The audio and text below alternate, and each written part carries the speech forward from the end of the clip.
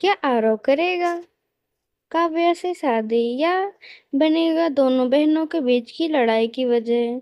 और फिर क्या बढ़ जाएंगी सूरज और ईशा के बीच की दूरियां?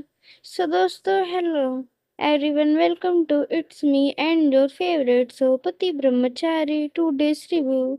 सो दोस्तों, पिछले एपिसोड में हमने देखा था कि सूरज ने फैसला ले लिया था कि वो काव्या और आरव की शादी के रिश्ते को एक मौका जरूर देगा। वहीं फिर जो उसके पापा होते हैं, वो काव्या के बचपन को याद कर रहे होते हैं, कैसे वो अपने स्कूल में टॉप करती है, उनका नाम रोशन करती है।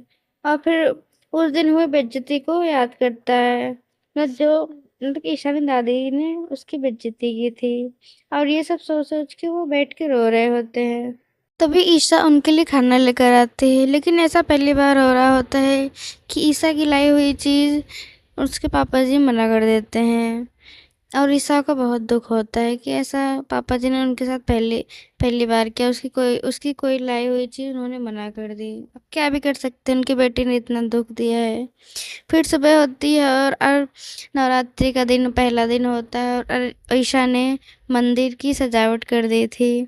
और फिर सूरज पूछता है, क्या आप सच में श्योर हैं कि आरव काव्या को चाहता है कि नहीं?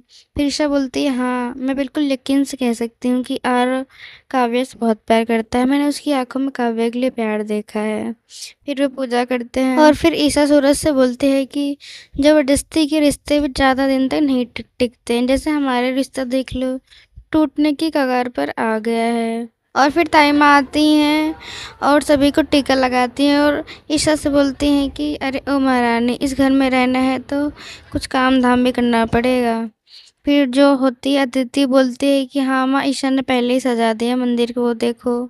फिर वो बोलती है कि देवर जी ने तुझे बहू मान लिया है, इसलिए जब तक तेरा तलाक नहीं हो जाता तो ये सब तो करना ही पड़ेगा। फिर वो काव्या के पास जाती है और उनसे कुछ बातें समझाती है कि तूने जो गलती की है उसकी माफ़ी तो नहीं मिल सकती इतनी आसानी से।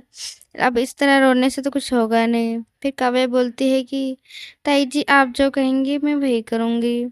अगर आप बोलेंगी तो मैं आरव जी को भूल जाऊँगी, क्योंकि मेरे पास एक ही ज़िंदगी है और मैं इसमें अपने 2 बार अपनी माँ को नहीं खोना चाहती। आप ही तो अब मेरी माँ हो, मेरी माँ के जाने के बाद। फिर वो ताई जी के गले लग के रोने लगती है। और फिर नेक्स्ट सीन में सूरज काव्या और ईशा को देखते हैं, जहाँ सूरज अपनी बहन काव्या से माफ़ी मांग रहा होता है कि वो उसको नहीं समझ पाया। फिर नहीं, काव्या बोलती कोई बात नहीं भैया। सूरज बोलता है, ये मेरी गलती थी कि तू अपने दिल की बात मुझसे नहीं कह पाई। उसके बाद सब आरती करते हैं। पूजा करने के बाद वहाँ आरव आ जाता है। फिर सूरज बोलता है कि हम बेकार की बातें करने वाले मुद्दे पे आते। सूरज पूछता है आरव से, क्या तुम सच में काव्या से प्यार करते हो? फिर आरव बोलता है, हाँ, मैं बहुत प्यार करता हूँ।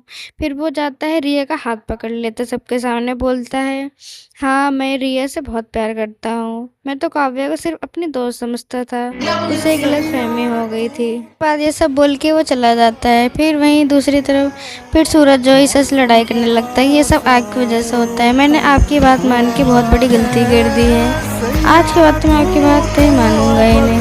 सो दोस्तों, हमें आगे देखना ये है कि क्या काव्या और आरव का रिश्ता होगा, और फिर क्या गुलाब सिंह इसके लिए राजी होगा, फिर इसका क्या अंजाम होगा। दोस्तों, अपनी व्यूज़ अपनी राय कमेंट करके ज़रूर बताएं, और देखते रहिए Pati Brahmachari. And don't forget to like and subscribe my channel for upcoming episodes review. Thank you for watching.